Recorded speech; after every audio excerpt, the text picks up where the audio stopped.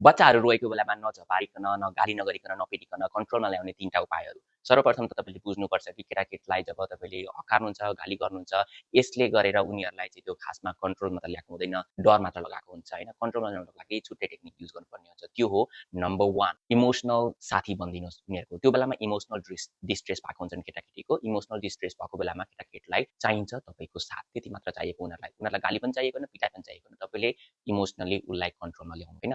अनि दोस्रो कुरा छ, जब इमोसनल कन्ट्रोलमा आउँछन् अनि अनि मात्र तपाईँको कुरा सुन्ने हुन्छन्, तब मात्र तपाईँले केही सरसल्लाह गर्न सक्नुहुन्छ होइन, कुरा गर्न सक्नुहुन्छ, कुरा बुझाउन सक्नुहुन्छ।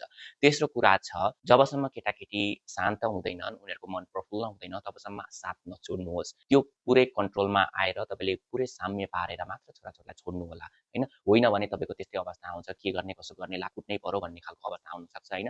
कुट्नु राम्रो होइन, गाली गर्नु राम्रो होइन, यो इमोसनल डिस्ट्रेस हो, ट्रमा हो, पछि गएर नराम्रो असर पार्छ छोराछोरीको दिमागमा, मन मस्तिष्कमा होइन। यसलाई